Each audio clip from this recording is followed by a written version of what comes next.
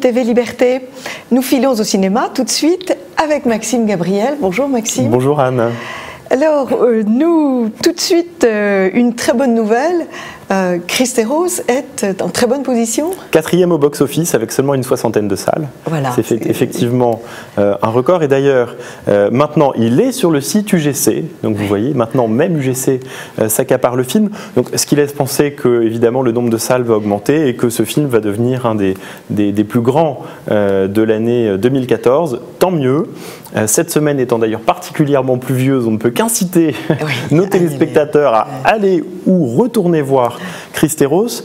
Moi, j'ai beaucoup d'amis qui sont allés suite à notre chronique de la semaine dernière. Oui. Il faut y aller un petit peu en avance puisque les salles sont pleines et il y a même la queue. Il faut remercier UGC qui a joué pleinement le jeu.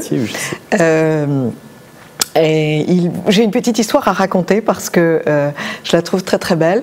Le Santiago Muccio qui travaille avec Hubert de Torcy dans cette société de production Sage qui a pour mission de distribuer les films catholiques a pris le train de Lyon ce matin très tôt. Et à 7 h, et il a raconté qu'il était 7 h du matin, donc il ne s'est pas trop intéressé à ses voisins, sauf à l'arrivée à 20 km de Paris, et il a regardé la jeune femme qui était assise à côté de lui et qui ressemblait à une Mexicaine. Et il lui a dit en espagnol, vous êtes mexicaine? Oui, oui. Alors, avez-vous vu le film Cristeros? Et cette jeune femme était de la famille du grand saint José Luis Sanchez. C'est une très jolie histoire. Mais je crois qu'il faut vraiment aller le voir.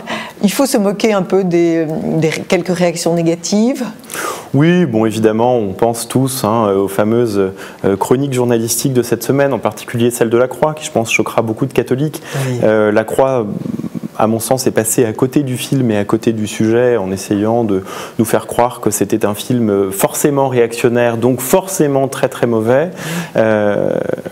Alors c'est vrai que c'est un film anti-révolutionnaire. Oui, c'est un film anti-révolutionnaire et c'est un film qui ne fait pas l'apologie de la paix à tout craint. Voilà, c'est vrai. Voilà. La paix a des limites. La paix a des limites. Quand on est massacré par des gens, curieusement, on a assez peu envie de faire la paix. Voilà. Je sais bien que le Christ a dit tendez l'autre joue, mais peut-être il n'aurait pas dit donnez vos enfants pour qu'on les massacre. Voilà. Bon. Voilà. Donc évidemment, La Croix nous fait de l'amour néo-68art à tout va, et je pense que leurs lecteurs ne sont pas forcément d'accord avec eux. D'ailleurs, si j'en juge par les files d'attente devant le film Cristeros qui sont dignes des boulangeries de l'URSS des années 70, je pense que soit les lecteurs de La Croix n'ont pas obéi aux journalistes, soit les lecteurs de La Croix sont assez peu nombreux. En tous les cas, c'est assez mauvais signe pour ce journal. Qui est d'ailleurs un journal de qualité en général. Il faut dire qu'on ne sort pas indemne de ce film, que l'on soit catholique ou que l'on soit complètement en dehors de ce club et de cette famille. Je crois que c'est un immense film et c'est d'abord la révélation de faits historiques avérés qui avaient été occultés absolument pendant tout un siècle. C'est un film historique. C'est exactement le même phénomène que Katyn. Alors là, en plus, il y avait le mensonge, puisqu'on attribuait à Katyn le massacre des officiers polonais, encore une fois, on l'attribuait aux soldats allemands, alors qu'en fait, c'était les soldats soviétiques et le NKVD. Donc c'est un film aussi important que Katyn. et je crois que c'est un film qui marquera notre époque, et il faut remercier le milliardaire mexicain. Je rappelle que c'est un milliardaire mexicain qui a décidé de mettre sa fortune au service de sa foi. Jeff Koons, que vous avez reçu, Aude de Queiroz, qui a parlé d'art contemporain, il a décidé de faire œuvre de mécène en produisant un film d'histoire qui est certes très romancé, qui a ses limites et qu'on peut discuter, mais qui au moins a le mérite de mettre l'accent sur un épisode historique peu connu et peu glorieux de l'histoire du XXe siècle. Absolument. Alors, je vous invite à aller voir un film que je suis seule à avoir vu dans notre petite équipe, mais c'est Le Promeneur d'oiseaux. Le Promeneur d'oiseaux est un film absolument délicieux, d'une très jolie profondeur, d'un cinéaste qui s'appelle Philippe Muil, qui était un cinéaste d'entreprise. Il faisait des films d'entreprise, et c'est lui qui a déjà fait Papillon, que j'avais beaucoup aimé avec Michel Serrault.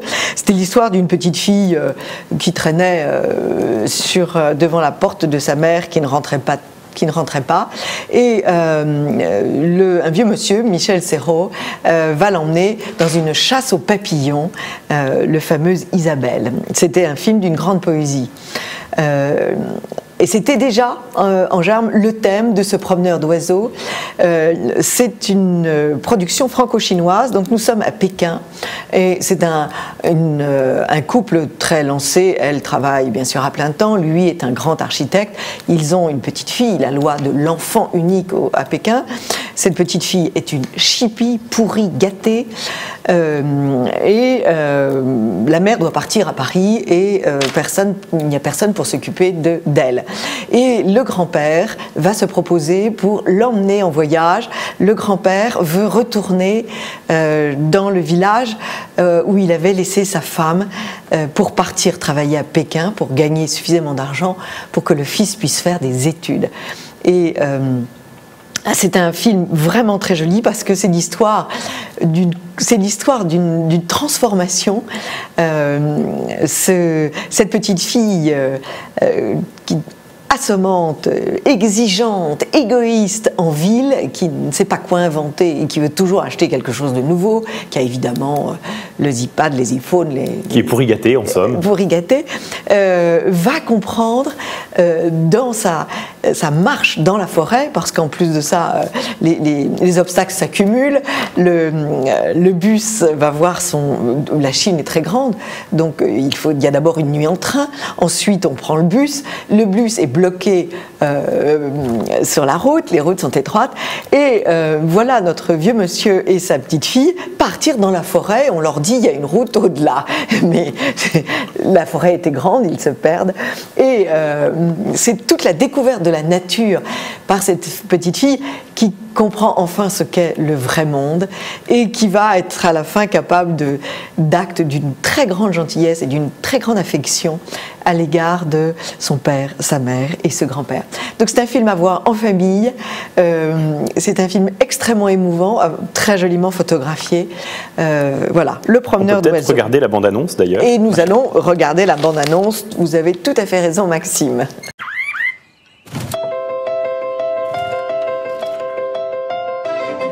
祝福你！你愣着干什么呀？赶紧进来呀！我就不进去了。你把这个小东西给我孙女儿。我得飞趟巴黎。你们要是真拿孩子不知怎么办好，那我带她走一趟。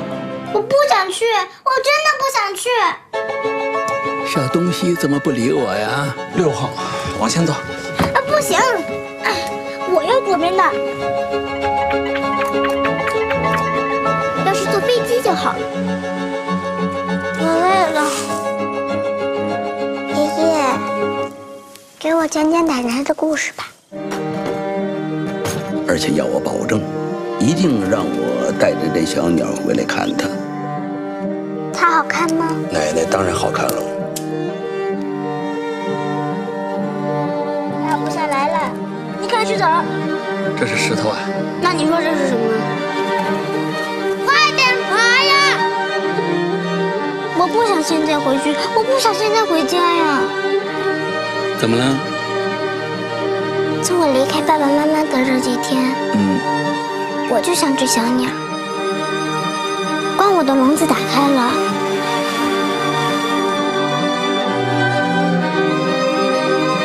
子就飞了出去。爷爷，现在我只想用我的小翅膀再飞一会儿。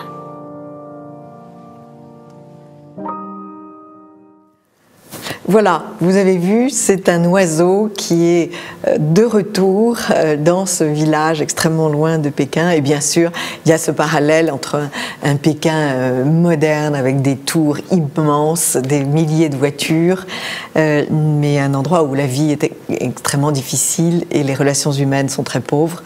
Et, oui, c'est une histoire assez classique. On a lu d'ailleurs dans plein de romans également sur l'histoire française de ces familles venues de la campagne, qui réussissent ou pas et qui retournent ensuite dans leur campagne, qui ont perdu leurs racines, qui les retrouvent. Donc la dimension initiatique qui prend son sens et qui permet, en retrouvant ses racines, de trouver une forme d'équilibre. Voilà, et le vieux monsieur dit « les feuilles mortes doivent retomber sur leurs racines ». Qu'est-ce que vous avez vu d'autre? De quoi voulez-vous nous parler d'autre, cher Maxime? Je pense qu'on peut rendre hommage à Roman Bernard, qui n'est pas avec nous cette semaine, puisqu'il a vu pour nous beaucoup de films absolument palpitants, qu'on ne vous conseille pas, tels que Godzilla ou Spider-Man. Moi-même, j'ai vu, pas plus tard qu'hier soir, un film qui s'appelle Arthur Newman, qui me semblait être tout à fait prometteur, aussi une histoire un peu initiatique d'un homme qui, dans une vie rongée par son divorce, son fils qui l'ignore et son travail monotone, décide de se faire passer pour mort, de changer d'identité et de partir à la recherche d'un nouveau travail qu'on lui a promis. Et c'est finalement très ennuyeux en dépit des grands acteurs. Donc on n'ira pas le voir non plus, pas plus à mon sens qu'on ira voir les grands films dont on parle en ce moment à Cannes, puisque nous sommes en plein festival. D'ailleurs la pluie prouve à quel point le festival est dynamique sous le soleil cannois. Vous savez, les deux films dont on parle beaucoup parmi les navets qu'on n'ira pas voir non plus, c'est Grâce de Monaco, qui est rejeté par tous comme étant une sordide histoire romancée sur la tragédie de la feu Princesse Grâce. Et puis ce film sur DSK avec Gérard Depardieu qu'on accuse de tous les maux. Il paraît que c'est un brûlot antisémite, c'est le Figaro qui nous annonce ça, sans trop étayer d'ailleurs le propos. Moi, ce qui me donnerait presque envie d'aller le voir, puisque en général quand on nous dit qu'il y a c'est un brûlot antisémite sans nous expliquer pourquoi, je me doute qu'il y a un petit scandale. C'est un film qui n'est pas non plus distribué, donc on peut voir sur internet. Néanmoins, je vous avoue que j'ai peu d'estime pour DSK, peu d'estime non plus pour Gérard Depardieu, que l'histoire me semble... C'est un grand comédien, moi je l'aime beaucoup. Oui, qui a été un grand comédien, c'est vrai. Continuez. C'est un film qui nous raconte les histoires sordides dont on a vu les meilleurs dont on a assez entendu dans la parler. Presse internationale. Absolument. Et c'est de surcroît un film qui a été lancé à Cannes avec une soirée dans l'esprit sadomasochiste. Alors je ne sais pas, si, on a distribué un kit sadomaso à tous les invités à la soirée. Vous n'y étiez pas, ma chère Anne. Vous n'avez pas eu votre kit sadomasochiste qui aurait pu vous donner envie d'aller voir le film. Donc, chers amis de TV Liberté, si vous voulez y aller, prévoyez en avance votre kit sadomasochiste. Mettez bien vos petites oreillettes pour ces grands moments d'antisémitisme trouble qui font la une du Figaro. Et si vous résistez à tout ça, voyez-le, vous nous donnerez votre avis. En tout cas, je pense que vous, comme moi, Anne, on s'en passera. On s'en passera. Vous aviez proposé The Best Offer. The Best Offer, absolument, mais qui je crois, n'est plus diffusé. Qui est encore... moi, vous m'avez donné envie de le voir. Donc, on en avait parlé, donc oui, nous on résumons, en profitera. Toujours notre Christ et Rose. Toujours notre Christ et Le Rose. Promeneur d'oiseaux. Et pourquoi pas The Best Offer, s'il est encore diffusé près de chez vous pour cette semaine sous la pluie. Sous la pluie. Merci Maxime Gabriel. Merci Anne, à la semaine prochaine. À la semaine prochaine, chers amis de TV Liberté. Et tout de suite... nous lisons un très beau livre dans la rubrique « Je lis donc je suis ».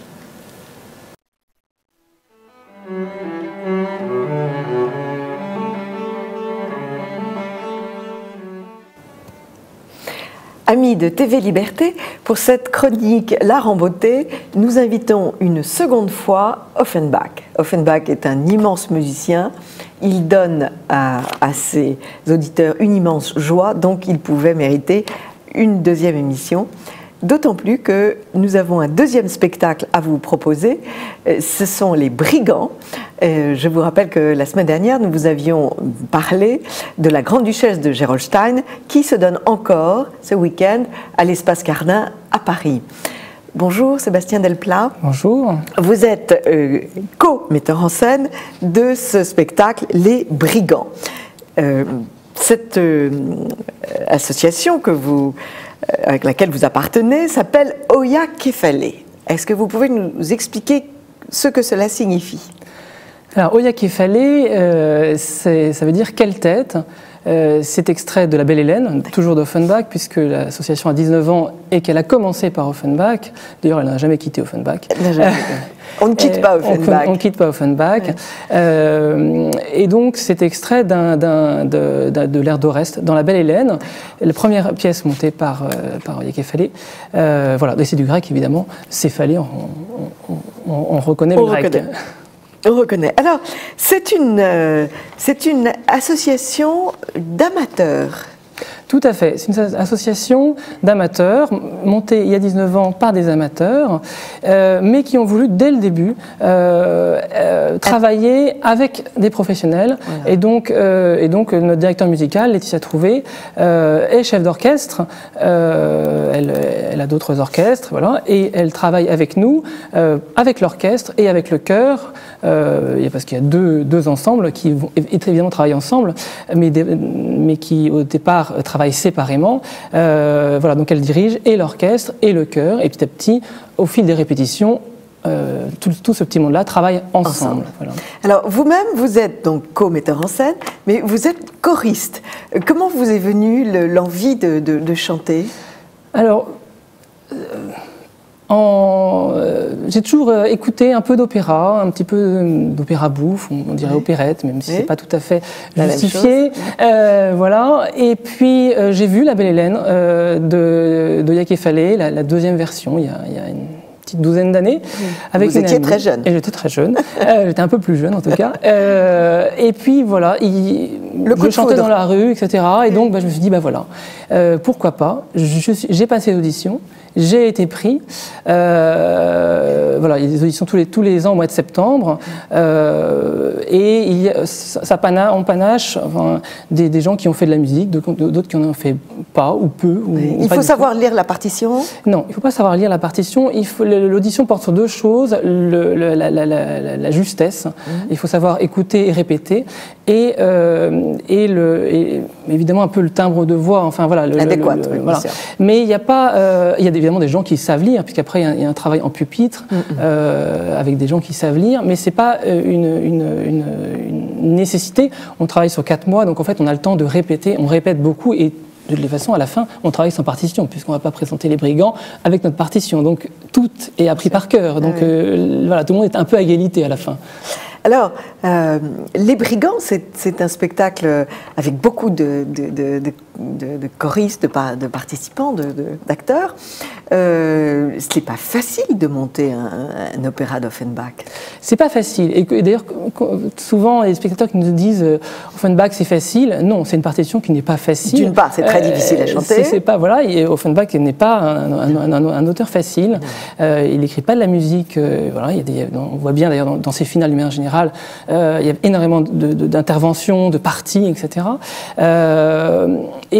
On travaille par, donc j'avais dit, l'orchestre, le chœur, les solistes, et petit à petit, on vient mettre les briques les unes avec les autres, et on monte ce spectacle. Et là, dans le cas présent cette année, et l'année dernière aussi d'ailleurs, on a aussi un directeur d'acteurs qui réalise toutes les parties parlées, puisqu'en plus de la partie chantée, il y a une partie parlée qui, si elle n'est pas rythmée, correctement jouée, fait tomber. Voilà, il faut que l'ensemble le soufflet retombe. Voilà, exactement. La musique, c'est bien, mais il faut le partie théâtrale, et la partie théâtrale ne vit aussi qu'avec la musique. Donc tout ça est très important. Alors, nous allons écouter un court instant de cet opéra. Je rappelle, Les Brigands d'Offenbach. Voyez-vous là-bas, tout près des grottes, reluire des casques d'acier. Il a raison. Chantons un bruit de bottes,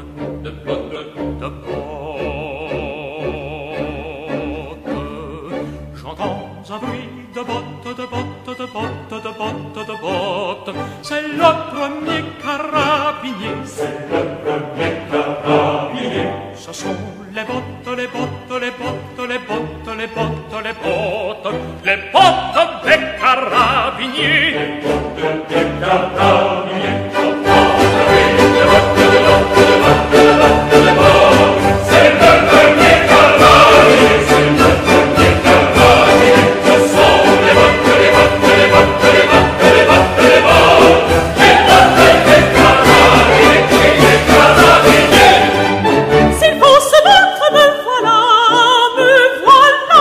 Halte-là, petit, halte-là, éteignons tout, faisons silence. Plus tard, nous montrerons du corps. Sur un temps pour la valeur, une état pour la prudence. Silence, silence, silence.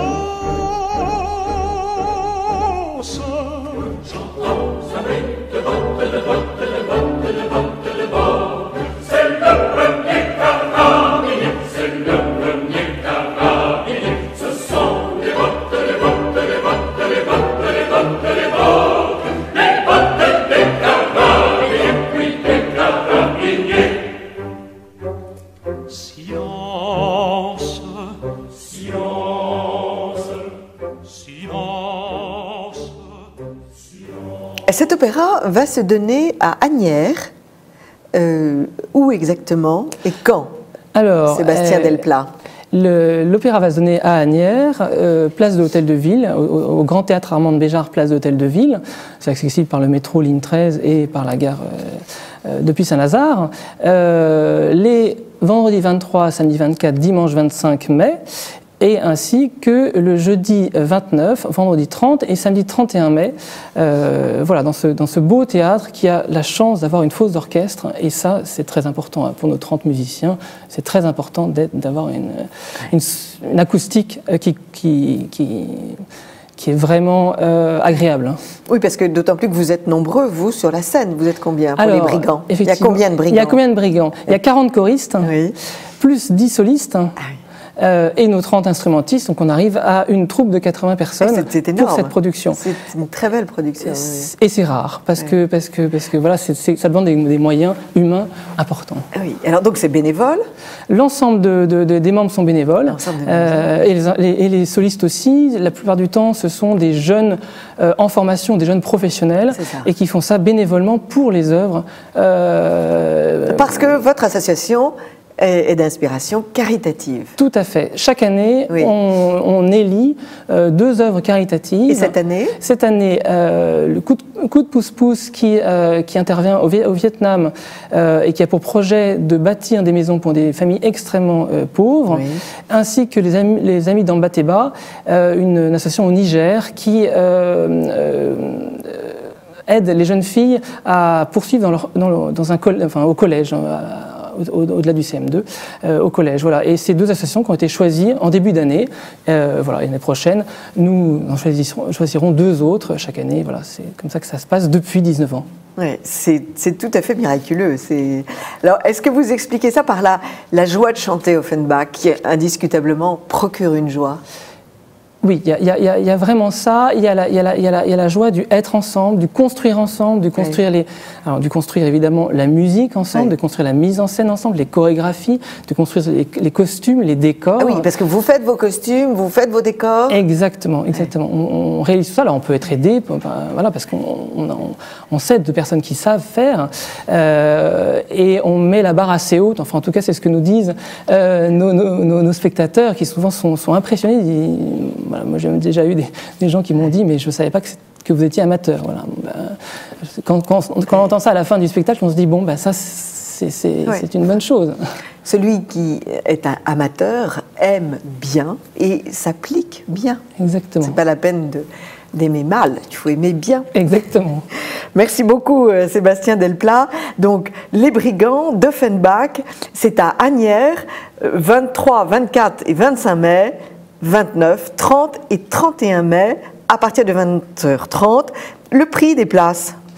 Alors, il est de 18 € et de 13 € en tarif réduit sur Internet, au yakefale.com. Et le dimanche, tarif unique, 13 € pour permettre à tout le monde et aux familles. C'est un spectacle qui est tout public, évidemment. Bien sûr.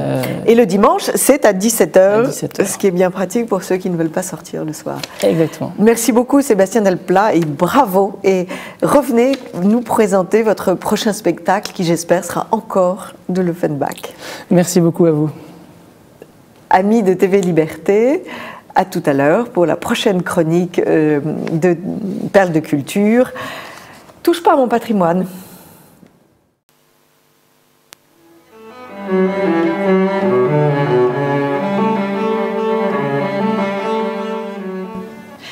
Amis de TV Liberté, bonjour.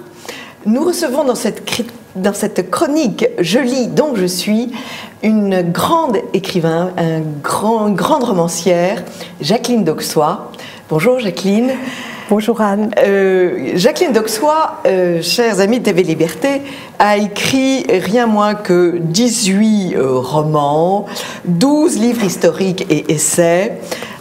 Son dernier livre, un très émouvant texte, très beau, qui s'appelle « Daniel, encore un jour » aux éditions Salvatore, qui est un chant d'amour à l'être aimé qui meurt. En règle générale, vous avez choisi l'histoire comme terrain de jeu. Pourquoi, Jacqueline Dauxois? Est-ce que ce n'est pas l'histoire qui m'aurait choisi? Je trouve que c'est tellement, vous savez, c'est le côté enfant qui nous reste, j'espère, jusqu'à notre dernier souffle. Petit, on aimait bien qu'on nous raconte des histoires, et l'histoire, c'est la mine la plus extraordinaire que j'ai jamais trouvée.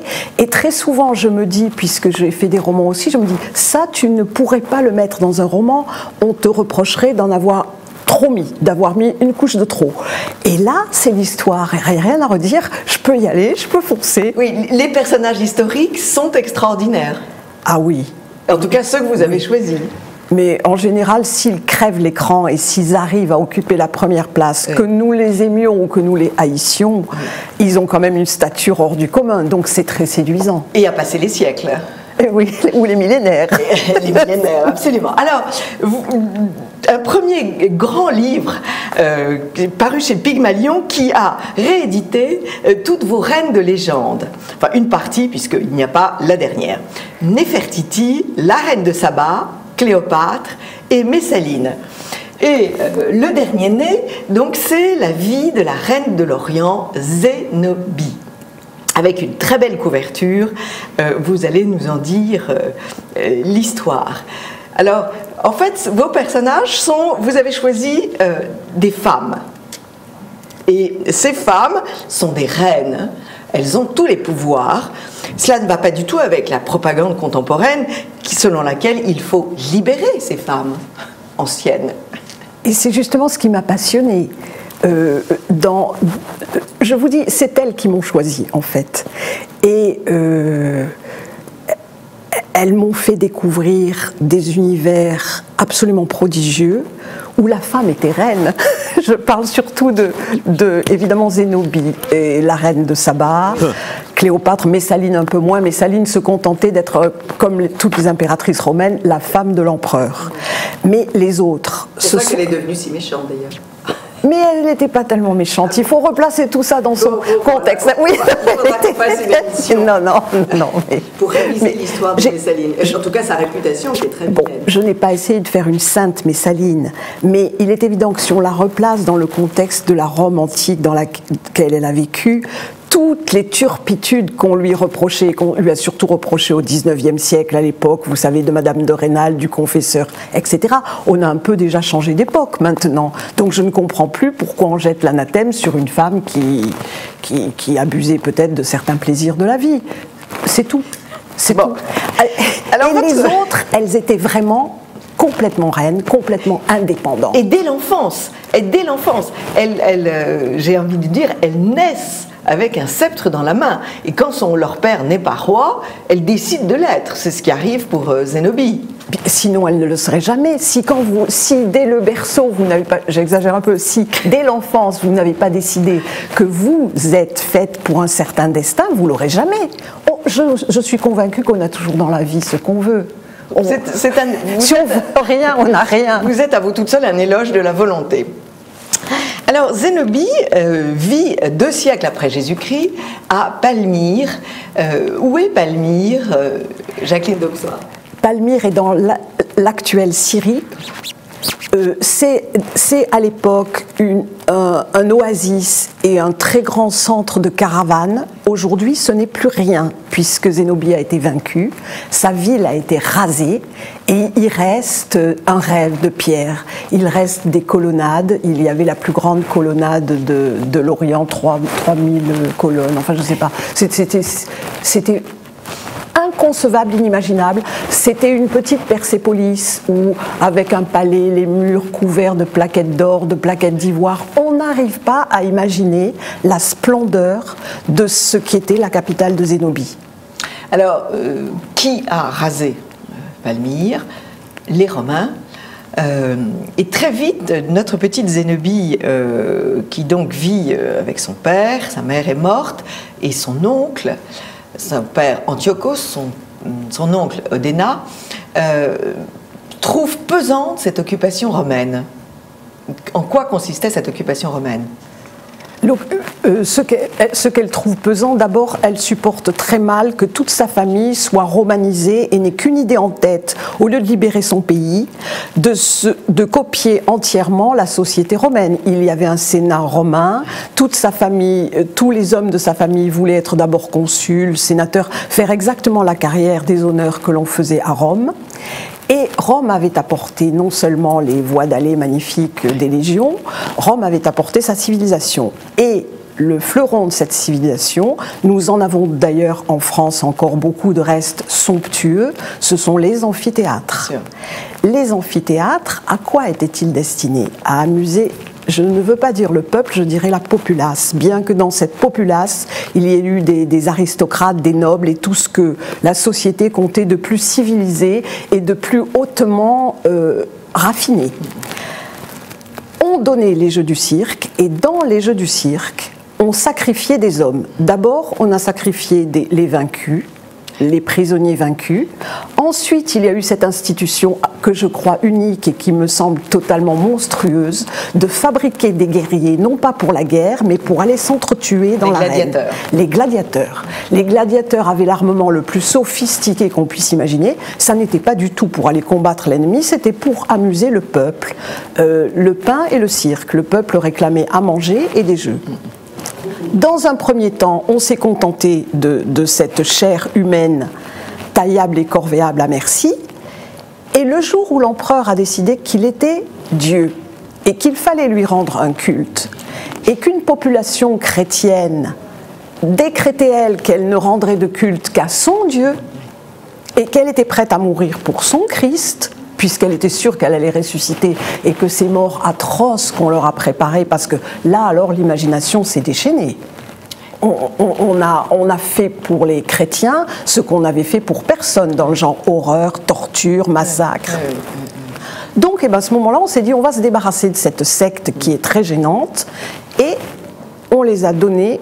Vous savez tout ce qu'on a fait, on les a donnés en pâture aux lions, on leur a donné des armes en les présentant contre des gladiateurs. Ils ont posé les armes, ils se sont laissés massacrer, la foule huée. La foule était très très savante, elle voulait que le lion soit suffisamment affamé, mais pas trop, parce qu'il ne fallait pas non plus que le chrétien disparaisse en 2 minutes, c'était pas drôle. Il fallait qu'elle prenne son plaisir à voir les massacres. D'ailleurs, je pense que si la foule n'avait pas pris son plaisir là, César, pas seulement Jules César, mais le César du moment, aurait arrêté. Vous savez, quand il y en a eu trop, c'est comme pendant la Révolution. Au début, les gens ils venaient voir tomber les têtes, et après, ils ne pouvaient plus. Il a fallu enlever les guillotines aussi. Oui. D'autant plus qu'il y avait d'autres mises à mort, c'était dans les spectacles historiques qu'il y avait lieu toujours dans ces amphithéâtres, et quand le héros à la fin mourait, l'acteur partait et on entrait pour jouer le rôle de l'acteur, soit un esclave, soit un condamné à mort, qui lui mourait vraiment. Ah oui, ça c'est particulièrement horrible. Et vraiment, là, ce mépris de la vie humaine est totalement effroyable. Nous sommes Est-ce qu'on peut dire qu'on est dans ce qu'on appelle le bas empire? L'empire commence à descendre. Non, mais on commence à être au moment où l'empire a affaire à des insurrections partout. Oui. D'ailleurs, vous le signalez bien. Vous le signalez dans l'autre biographie de la reine de Saba, cette reine éthiopienne. Et vous montrez bien que un roi, un empereur ne doit pas être divinisé. Il est peut-être divin après la mort, comme les Égyptiens, comme les rois égyptiens, mais de leur vivant, c'est la source de beaucoup de problèmes, et vous le démontrez parfaitement. À côté de ce mépris de la mort, il y a vraiment des grandes débauches. On a l'impression que les femmes, c'est vraiment de la chair à canon. Oui, donc pour une petite Zénobie qui grandit et qui voit qu'on va utiliser le cirque pour y tuer des gens, c'est une femme quand même. Elle aime la vie, elle n'aime pas la mort. Elle n'aime pas la mort. Elle veut donner la vie. Elle a une grande fierté d'elle-même et elle ne tient mais pas. Mais bien sûr, elle aura 3 enfants, elle aura 3 fils. Oui. Elle n'aime en rien la mort. Et quand elle a fait la guerre, c'était une guerre de conquête à la Alexandre. Oui. Elle est partie à la tête de ses hommes parce qu'elle ne restait pas dans son palais, elle n'envoyait pas ses généraux. Ses généraux, ils étaient avec elle, derrière elle, et ils obéissaient. Elle part et les nations se donnent à elle. Elle vole de victoire en victoire. Ah oui, mais voilà, et sans Et pourquoi les nations se donnent? Pourquoi les nations se donnent-elles à elle? Parce qu'elle apporte une autre vision du pouvoir, elle apporte la paix, elle apporte une alternative à la puissance romaine qui a tous les défauts que nous avons dit. Elle ne fait aucun massacre. Elle ne fait aucun massacre, et la loi romaine, elle était tout de même assez étouffante, surtout pour les femmes. Le code romain que Napoléon a ressorti est assez écrasant pour les femmes. Oui. En France, nous avons été beaucoup plus libres. Vous parliez des reines de légende, mais en France, la femme était beaucoup plus libre au Moyen-Âge qu'elle ne l'était après le code Napoléon, inspiré du code romain. Et donc, pour Zénobie, cet écrasement de son peuple par les Romains ne lui convenait pas. Dès qu'elle en a la possibilité, elle part pour cette guerre de conquête qui se fait pratiquement toute seule. L'Égypte se donne à elle complètement. On lui ouvre les villes, les garnisons romaines fichent le camp, on les voit plus. On lui ouvre les villes et les pyramides. Et là, cette conversation avec... Et surtout, le clergé qui était tout puissant là-bas et dont Rome négligeait toujours l'importance parce que les Romains vivaient assez en vase fermé et ce que pensaient les Égyptiens l'intéressait pas trop, tandis qu'elle, ça l'intéressait beaucoup. Ils l'ont couronnée. Ils l'ont couronnée, absolument. C'est vraiment une histoire extraordinaire. Ne racontons pas trop, laissons le suspense, parce que vraiment c'est un livre très très complet que vous nous avez offert, Jacqueline d'Auxois. Les dernières scènes sont tristes à mourir. C'est l'effroyable triomphe d'Aurélien, cet empereur qui aime tuer de ses mains et qui va traîner cette femme superbe derrière son char. Cette grande reine va subir les pires avanies, les pires insultes, le jet de tomates et d'œufs pourris. Un dernier mot sur vos sources, chère Jacqueline d'Auxois. Les sources, vous savez, j'ai pris à la Bibliothèque nationale l'ouvrage de Victor Duruy, qui lui-même a pris la peine de fouiller dans les textes romains. Donc je me suis contentée cette fois-ci d'une deuxième main. Ce n'est pas très sérieux, mais je considère que Victor Duruy est une bonne référence. C'est la Bible. Absolument. Et tout ce qu'il cite, en citant d'ailleurs chaque fois le texte latin et la traduction, donc on peut vérifier, tout ce qu'il cite et tout ce que j'ai pris chez lui, je l'ai indiqué parce que je trouve très intéressant d'avoir des vrais discours. Absolument. Il y a deux textes qui sont très beaux. C'est d'abord l'altercation par héros interposés. Zénobie est sur les remparts des murailles de Palmyre et Aurélien lui la somme de se rendre et elle lui répond tu rigoles mon vieux. Oui, elle le dit autrement. Oui, c'est ça. Et puis il y a un autre texte joli où on reproche à Aurélien d'avoir vaincu une femme. Finalement, c'est pas grand-chose pour un empereur, un grand soldat. Et Aurélien fait l'éloge de Zénobie en disant oui, mais quelle femme! C'était un grand général. C'est extraordinaire, cet éloge par l'homme qui l'a détruite. Alors voilà, chers amis de TV Liberté, La Reine de l'Orient de Zénobie, la couverture Tiepolo. C'est Tiepolo, c'est excusez du magnifique. peu. Il est où ce tableau? Alors, je ne sais pas où il est, je l'ai trouvé sur l'internet. Oui.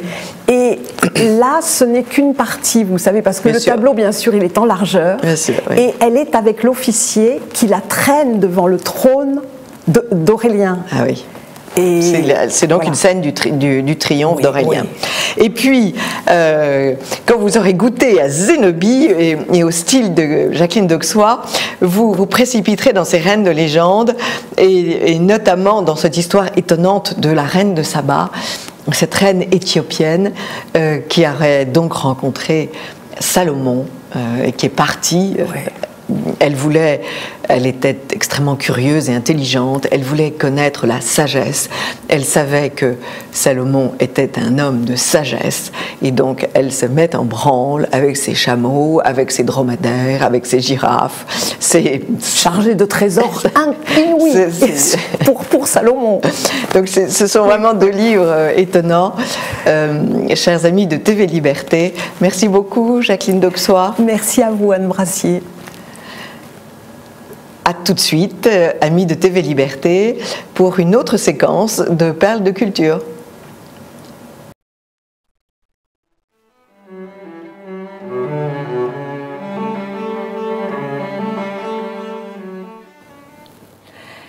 Bonjour chers amis de TV Liberté, dans cette rubrique « Touche pas à mon patrimoine », nous allons évoquer un grand patrimoine historique, ce sont les Invalides, et particulièrement la Cour des Invalides, dans lequel un grand spectacle se déroule actuellement, la Nuit des Invalides. Bonjour François Nicolas. Bonjour. Bonjour Maxime Gabériel. Bonjour Anne.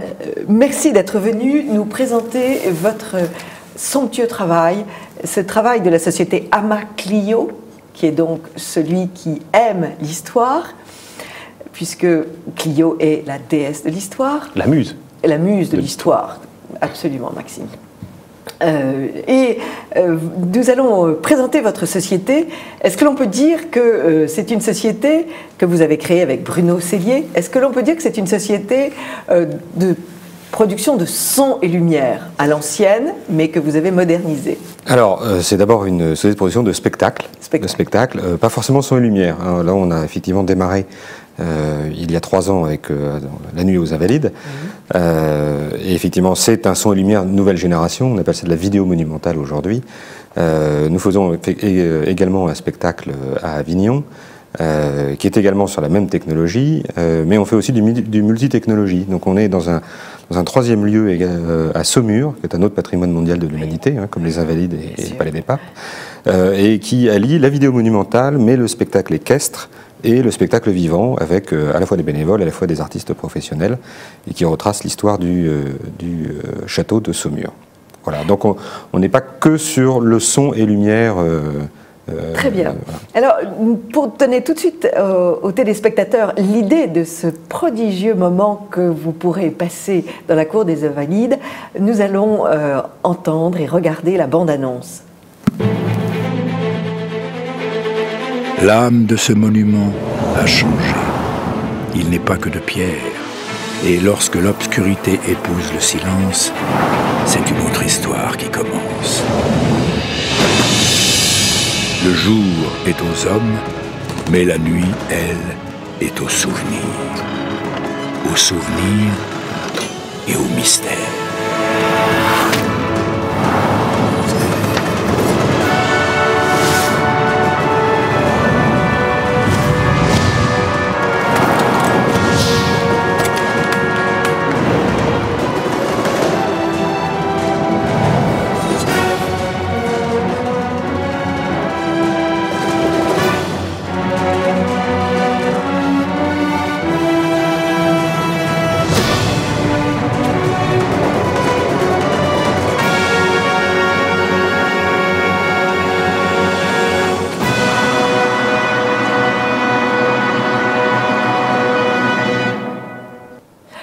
Donc François Nicolas, le texte que dit Jean Piat dit très joliment « Le jour est aux hommes, la nuit est aux souvenirs ». Quels sont ces souvenirs que vous ressuscitez ? Eh bien, c'est l'histoire du lieu. En fait, le spectacle de la nuit aux Invalides parle des Invalides. L'objet, même le héros du spectacle, c'est le monument, c'est le bâtiment. Voilà. Donc c'est très étonnant d'ailleurs de voir que les spectateurs, à la fin du spectacle, on va parler un peu du spectacle, mais je suis déjà à la fin du spectacle, il n'y a pas d'acteur sur scène, il n'y a personne. Et en fait, ils applaudissent. Et ils applaudissent en fait des pierres. C'est très très drôle à voir. Voilà. Enfin, on est quand même dans un monument qui est la grande histoire de France incarnée, hein, puisque c'est construit par Louis XIV en 1670. Absolument. Si ma mémoire est bonne. Et on frôle Louis XIV, on frôle les grands personnages de l'époque, on frôle Turenne, etc. Et puis c'est aussi Napoléon, c'est aussi De Gaulle. Donc c'est des grands personnages de l'histoire de France, en tout cas depuis le XVIIe siècle, qui sont résumés aux Invalides. C'est peut-être un petit peu plus facile avec un monument un peu plus basique. Voilà. Non, mais d'ailleurs, et un personnage plus modeste, mais ô combien important, en cette année de commémoration, le dernier poilu, Lazare Ponticelli. Lazare Ponticelli, le spectacle démarre effectivement sur Lazare Ponticelli, qui a été enterré en 2008 dans la cour d'honneur, et d'ailleurs était présent autour de Lazare Ponticelli, effectivement, un représentant des trois grands régimes qui, effectivement, ont fait l'histoire de France, la monarchie, l'Empire, puisqu'il y avait la statue de Napoléon qui était là au-dessus, effectivement, du cercueil de Lazare Ponticelli en 2008, et des représentants des familles royales françaises. Alors, c'est extraordinaire parce que vous vous servez des façades des Invalides dans cette cour comme un immense tableau sur lequel vous écrivez avec ces projecteurs. Voilà, alors c'est un immense écran, mais c'est pas un écran plat. Hein. En fait, c'est un écran en relief et en fait on s'appuie sur effectivement l'architecture et on respecte et on magnifie l'architecture. L'idée est bien évidemment de magnifier le monument, mais tout en le respectant. Il ne s'agit pas d'aller coller une voiture sur un écran plat sur les Invalides. C'est bien effectivement de faire ressortir cette architecture. Alors on joue avec, hein, en fait on la déforme, on lui fait prendre feu, elle est sous la glace, elle s'écroule, il y a des bombes. Vous arrivez à lui donner la tonalité de chaque époque, puisque sous Louis XIV c'est plein de verdure, c'est versaillais. C'est très Versailles. Avec beaucoup de vert. Arrive la période... alors, les temps de guerre, évidemment, sont noirs et sinistres. Oui. L'époque napoléonienne, c'est de nouveau les couleurs. Rouge et vert, les grandes couleurs de Napoléon. Vous arrivez à styliser extraordinairement les façades. Mais cela commence par cette évocation qui, moi, m'a enchantée, des lucarnes des toits des Invalides. Oui, alors c'est une petite anecdote assez marrante, puisque, effectivement, le spectacle démarre sur Lazare Ponticelli, et ensuite on reprend l'introduction du spectacle qui était joué en 2012 et en 2013, et effectivement c'est une lucarne, donc il y a 60 lucarnes en fait tout en haut, c'est très joli à voir, donc le spectacle démarre doucement là-dessus, et il y en a une, c'est une anecdote qui est vraie, où il y a un loup qui sort, une tête de loup qui sort des roseaux, et en fait l'histoire dit, mais qui est une histoire vraie, dit que ce sont les sculpteurs qui, sans en parler d'ailleurs à Louvois, ont fait cette petite... plaisanterie. Le loup voit. Le loup voit, et donc c'est une tête de loup qui sort et qui voit justement la cour d'honneur. Et en fait, tout le spectacle, en fait, c'est bien effectivement loup voit, quoi. Ce sont ces œils de bœuf. D'ailleurs, c'était le premier nom qu'on avait donné à la nuit aux Invalides, œil de bœuf et bouche à feu.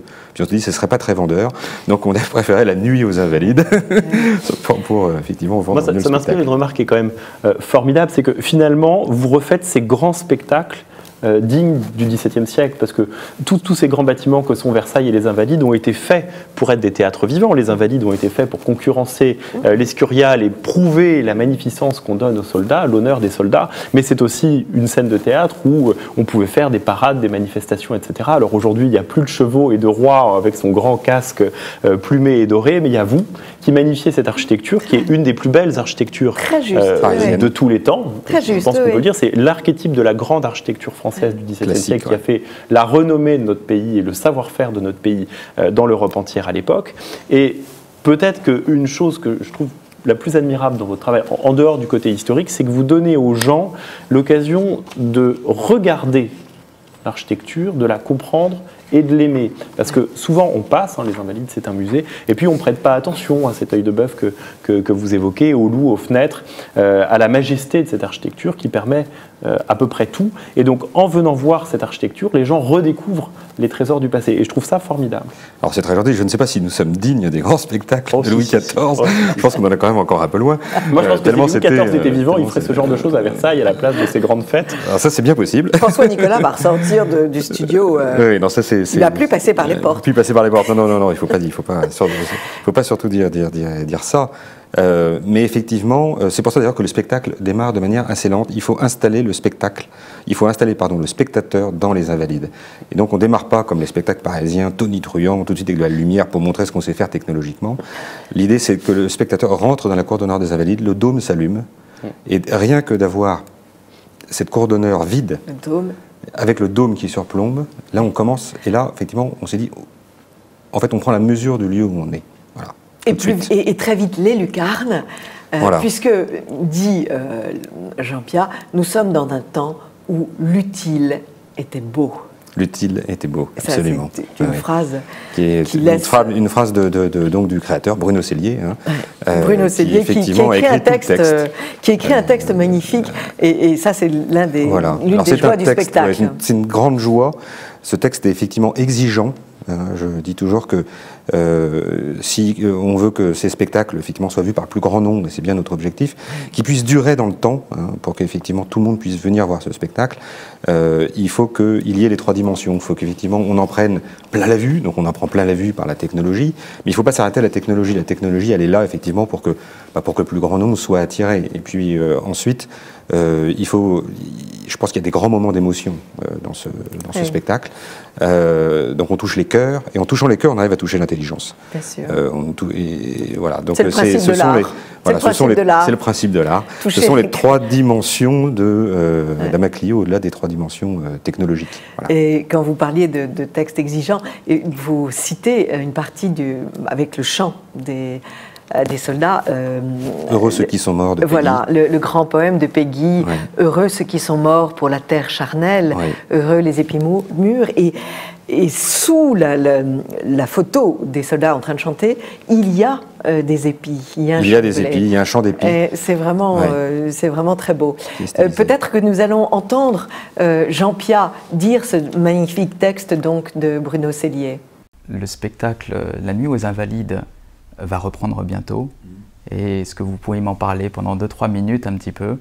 Parce que vous êtes la voix off de La Nuit aux Invalides. Oui, c'est un spectacle, comme on l'appelait dans le temps, son et lumière, mais là c'est absolument exceptionnel. Car il y a des moyens techniques de laser et d'éclairage de projection sur les pierres de la cour intérieure des Invalides qui donnent aux spectateurs le sentiment que les pierres jouent avec eux. Les pierres finissent par danser sur certaines images.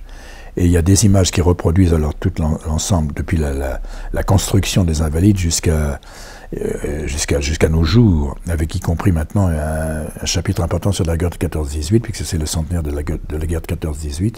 Et c'est un spectacle absolument exceptionnel de qualité, à la fois de qualité d'écriture et de qualité technique. C'est surprenant. Avec des grandes voix, la vôtre, celle oui, de Solier. Mais si vous voulez, bon, nous accompagnons, nous, les images, aussi bien du Solier, André, que moi.